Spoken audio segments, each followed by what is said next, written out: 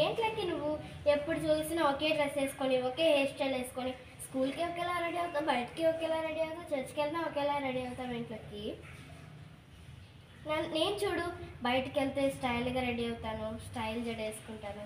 స్కూల్కి వెళ్తే ఎప్పటిలాగే నార్మల్గా టిఫిన్ జడ వేసుకుంటా.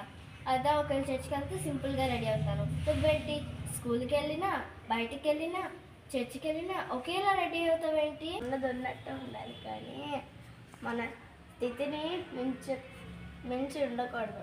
దీన్ని బట్టి నీకు ఒక విషయం చెప్తాను విను. ఒక ఆర్టిస్ట్ ఏమొచ్చి ఒకరోజు ఒక బిచ్చగాడి చిత్రం గీయాలనుకుంటాడు. అప్పుడు అతను బయటికి వెళ్ళినప్పుడు ఆ ఆర్టిస్ట్ ఒక బిచ్చగాడిని చూస్తాడు. ఆ బిచ్చగాడిని చూసినప్పుడు ఆ బిచ్చగాడితోటి ఇలాగంటాడు, నువ్వు ఏమొచ్చి మా ఇంటికి వస్తావా, నేను నీ చిత్రం గీసి నీకు ఎంత డబ్బు కావాలో అంత డబ్బు ఇచ్చి పంపిస్తాను అనేసి అతను అంటాడు. అతను సరే అనేసి గడ్డం గీక్కొని మంచిగా తలస్నానం చేసి మంచిగా ముస్తాబయ్యి అతను ఆ ఆర్టిస్ట్ ఇంటికి వెళ్తాడు. అతను ఆ ఆర్టిస్ట్ ఇలాగ అడుగుతాడు, నువ్వెవరు అని అడుగుతాడు. మీరు నన్ను అడిగారు కదా మీ ఇంటికి రమ్మని, నేను బిచ్చగాడిని అనేసి అతను చెప్తాడు. ఆ బిచ్చగాడు ఆర్టిస్ట్ తోటి, నువ్వున్న స్థితిలోని నిన్ను ఉపయోగించుకోలేను, పెంచి వెళ్ళిపో అనేసి ఆ ఆర్టిస్ట్ చెప్తాడు. మనము కూడా దేవుని దగ్గరికి వెళ్ళేటప్పుడు కూడా మనం ఉన్న స్థితిలోనే వెళ్ళాలి, కానీ మనం కొన్న స్థితి నుంచి మించి వెళ్ళకూడదు. సారీ చెల్లి, ఇకపై నేను కూడా చర్చికి వెళ్ళినా బయటికి వెళ్ళినా స్కూల్కి వెళ్ళినా ఒకేలా రెడీ అవుతాను. ఫ్రెండ్స్, మీరు కూడా నేనైతే అర్థం చేసుకున్నాను, మా చెల్లి చెప్పింది.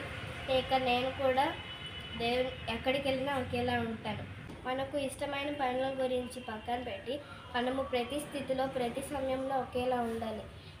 అందుకోసం చార్లెట్ ఇలియట్ గారు ఒకటి రాశారు.